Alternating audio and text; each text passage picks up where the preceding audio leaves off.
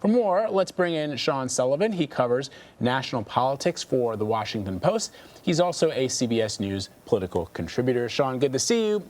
So how critical will it be for not just the Vice President, Mike Pence, and the Second Lady, Karen Pence, but also the Biden administration to reinforce the safety of receiving a COVID vaccine? And I guess the question becomes, why wouldn't the commander-in-chief do so?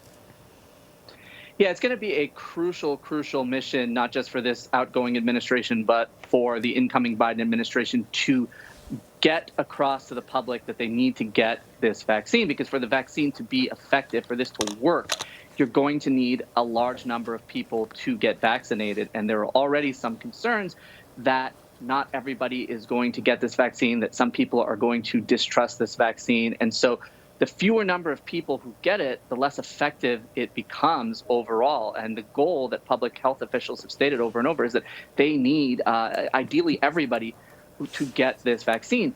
But the challenge is we've seen already public polling emerge that shows that not 100% of the public is on board with this vaccine. And particularly, we're seeing some distrust about the vaccine, some uncertainty about it in African-American communities. Of course, Black and brown communities have been hit really hard by this pandemic, so it's crucial that they get this vaccine. So it's going to be incumbent on the president-elect, on Joe Biden, on other visible public health officials to get this message across to the public. Hey, you need to get this vaccine. It's safe, it's effective. And I think that's why we're seeing this very public-facing effort among all of them to say, hey, look, I'm doing it. Look at me. You should do it too.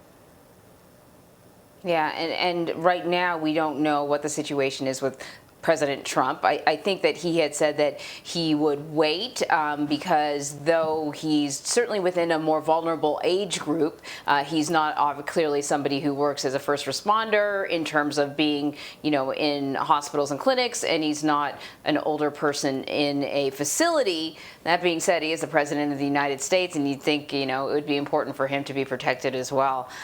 So anyways, I digress. In a Zoom call yesterday, Biden told governors from more than 30 states that the federal government needs to get its act together amid a surge in coronavirus infections and deaths. So what will be some of the challenges for the Biden administration as they attempt to tackle this COVID pandemic post Donald Trump?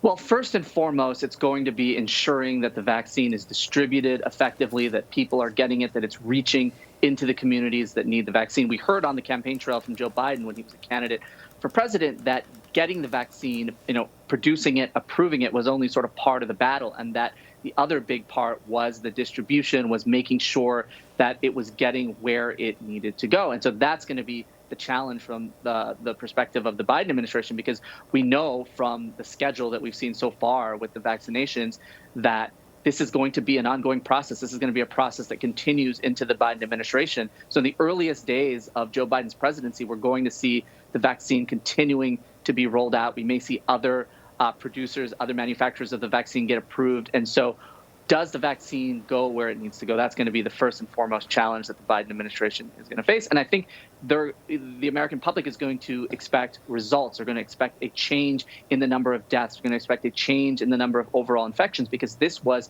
at the center of Joe Biden's campaign against President Trump. This is sort of the core of his message was, look, if you put me in charge, I will put people in positions of power that will ensure we will combat this virus. So we're going to want to see, the numbers come down. If you're the Biden administration, they're going to want to see the numbers come down. They're going to feel pressure to see those numbers come down pretty quickly.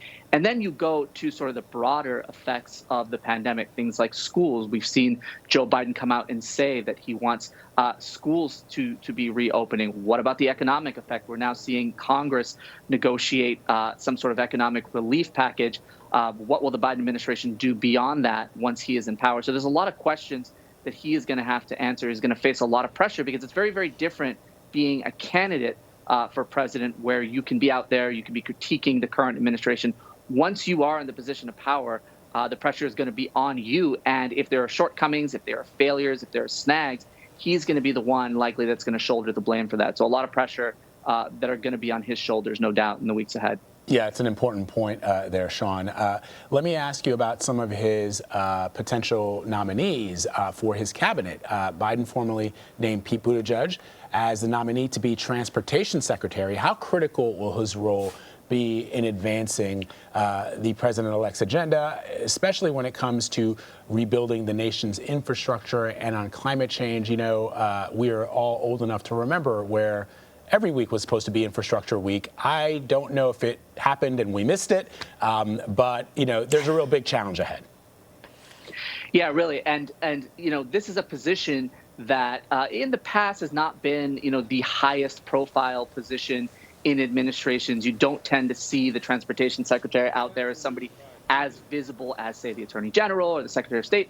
But Pete Buttigieg is a household name. People know him from his campaign for president. And so he's bringing a sort of a star power to this position that we haven't seen in the past. And it could be a very, very crucial position that puts him at the intersection of a lot of different things that need to happen. You know, when you listen to Joe Biden rolling Buttigieg out as his pick, you know, his message is that he is going to be a crucial part of this, that he is going to handle a lot of things with regard to the economic recovery. And so, you know, when you look at infrastructure, when you look at how transportation works after the vaccine is, you know, rolled out on a broad scale, people are going to have questions about airplane travel. They're going to have questions about train travel. They're going to have questions about public transportation, subway travel, metro travel, things like that. You add that to infrastructure, you add that to climate change and the overall economic recovery that Joe Biden is talking about wanting to put forward, and you see a pretty big and hefty portfolio for Pete Buttigieg potentially in this role. It's an interesting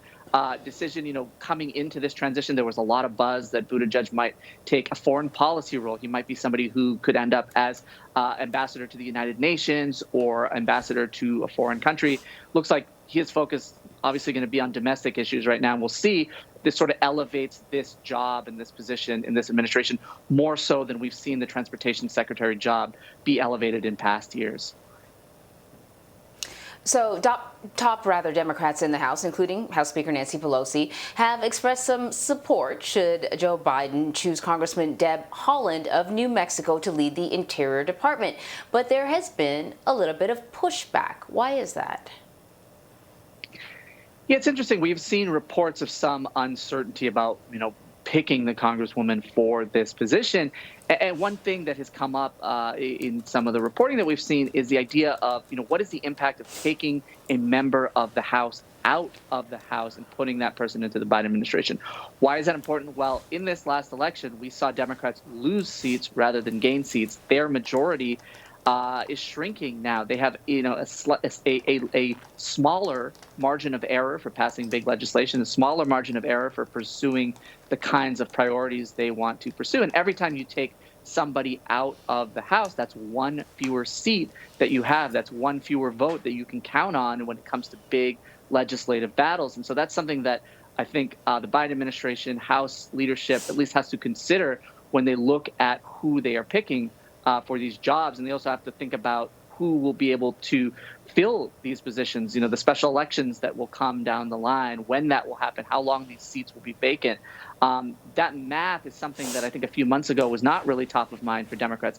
But since they lost those seats in the November election, it becomes more of a factor in their thinking moving forward. So it's something they're going to have to think about as Biden fills out his cabinet and also as he fills out his administration in terms of White House jobs and other posts.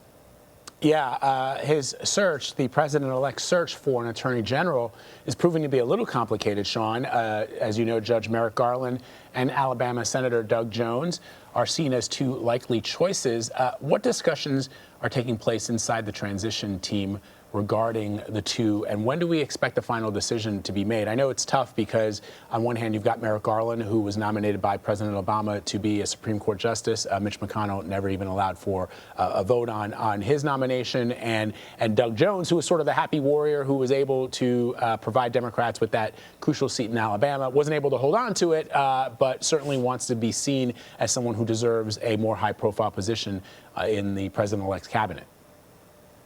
Well, what we know is this is going to be a very crucial, if not the most crucial pick that the president-elect is going to have to make when it comes to his cabinet. I think that's why we're seeing him take some time and try to figure out who he wants to be in this position, because this is going to be a very, very important position, a high-profile position right now and moving forward. We're undergoing a national reckoning on race and police violence right now across the country, and whoever this nominee and whoever the eventual attorney general ends up being, it's going to come under huge pressure to address that.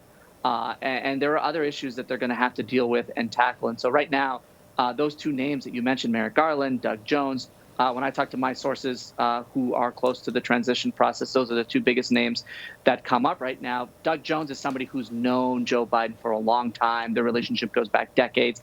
He was a U.S. attorney, so he has a lot of familiarity about how the Justice Department works. He prosecuted the Birmingham bombers. So he brings a resume that I think a lot of Biden allies think can be very, very attractive to the senators on Capitol Hill that are going to need to confirm this person, a record that could be very, very attractive to a lot of activists and leaders who are going to be looking to Biden to pick somebody they can be happy with. Of course, Merrick Garland, somebody who is no stranger to the public spotlight for the reasons that you mentioned. So there's a lot of talk about him potentially filling this role right now. But it is a really, really crucial role. And one other thing to remember, as we've seen in recent revelations, Hunter Biden, the president-elect's son, has recently revealed that he has come under scrutiny by the Justice Department. How will a new Justice Department deal with that if that investigation is still ongoing? How will a new Attorney General deal with that? So there's a lot of really, really crucial questions that this person's going to have to ask. And I think that's why, again, we're seeing the Biden transition take their time, be really deliberative about who they're going to choose, knowing that this person, whoever it ends up being, is going to face a lot of really important decisions in the months ahead. So true. Sean, thank you very much. Good to be with you.